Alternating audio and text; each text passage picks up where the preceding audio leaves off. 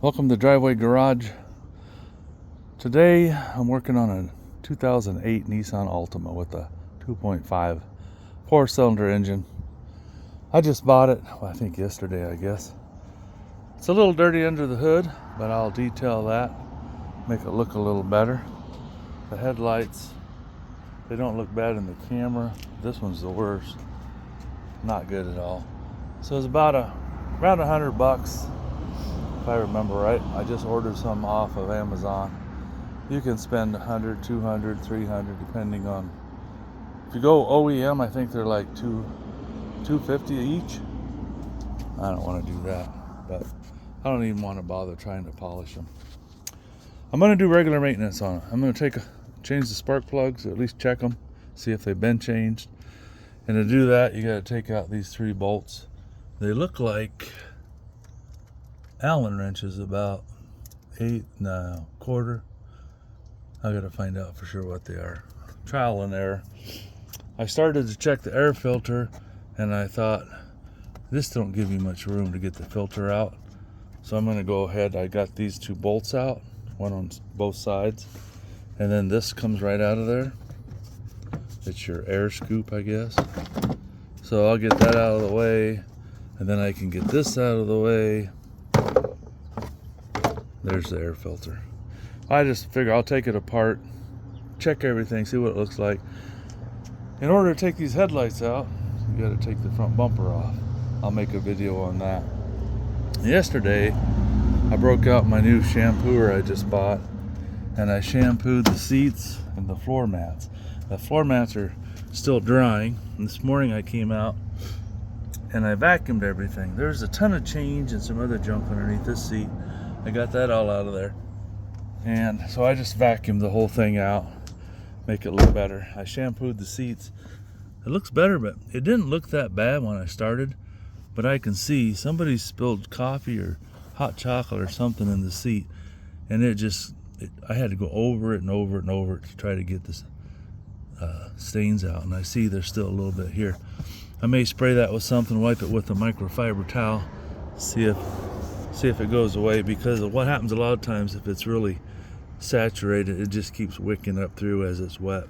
So I may just hit the surface, see if I can get rid of that stain. I don't know. Yeah, you can see it there. But when I first started, it really didn't look bad, but I thought, well, I'll just shampoo the seats. Overall, the car's in pretty good condition. Back tires are decent. I think he just put the front tires on it. One of those has a slow leak. It was half flat when he brought it to me yesterday to look at it. I thought, well, I don't want to take it on a test drive with a half flat tire. Good way to ruin it.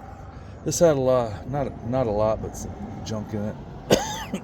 Excuse me, leaves and stuff. So I vacuumed that out yesterday. Now I'm going to replace this back bumper, and I'll show you why. Because it's broken right there. And where am I at in the camera? There we go. Excuse me. I got a cough this morning. In order to take the back bumper off, you got to take the tail light assemblies out. So in the front, in order to replace the headlights, you have to take the bumper off. Here, in order to take the bumper off, you have to take the headlights out. Because I think about right here, and maybe someplace else, there's a bolt. And in order to do that, you got to undo these clips. There's a couple of them in here. Peel this back, take out a couple bolts, pull these out, disconnect the wires, and then you can get access to the bumper. There's some clips underneath that are maybe 3 bolts, if I remember right. Total of maybe 6 or 8 bolts hold the bumper on. I got that ordered. I'm trying to decide if I'll have this guy that I know has a body shop. He'll paint it for $300 or $400. Or I might just order the paint and do it myself. I don't suppose the chances of finding a gray that's close enough would work, but maybe, because as you can see by the roof, it's really faded. The top of the trunk's really faded, so the car's not going to look perfect unless I spend a lot more money than I want to spend. I got this all vacuumed up over here. It looks pretty good down there. With the floor mats, it'll look better. So I also watched a video on changing the cabin air filter. It's not going to be as easy as some. You have to take like 6 or 8 bolts out of the glove box, drop the glove box down, and then the air filter actually sits behind the center console there. So you have to reach in behind there, flip a latch, pull a cover off, get the air filter out, and then stick the other one in there. Instead of being right behind the glove box, it's in behind the center console. The tires, like I said, are good, but this one was half flat, so it's probably got a nail or a screw in it. I'll take it down to tire shop, have them check it out. We have a place called Les Schwab, and they'll do flats for free. In fact, that car sitting over there, it's a 2006 Grand Prix. It's got a screw in the tire. I need to air that tire back up and take it down and get it fixed too. I'm just going to do some general maintenance. I'm going to do the spark plugs, check the air filter. I don't think it's due for an oil change, but I may do it anyway just to say it's done. Let's see, this is a 2008. It's kind of looking like that might be the original battery, but I don't know for sure. Seems to be working at the present time. I just had a pickup here. I took it to a mechanic, 2008, and it had a 16-year-old battery in it that was working fine until the weather got colder. I accidentally left the door open, which killed the battery, and then after that I just didn't want to charge or hold a charge. But hey, 16 years, it lasted a long time. I'll check the transmission fluid, see how it is. I checked the oil yesterday and it looked like it was low, but I think it was so thin that just because he drove it over to where I met him, and I usually like to look at them cold, check everything. In this case, I didn't get to. Something else I like to do is I like to pop the radiator cap when they're cold. I check for things that shouldn't be there, like oil in the water, the coolant. I also check the oil and make sure the oil doesn't have water in it. But that pretty much wraps up this car for now, and I'm just going to do some separate videos on maintenance items. The first thing, of course, is going to be checking the air filter.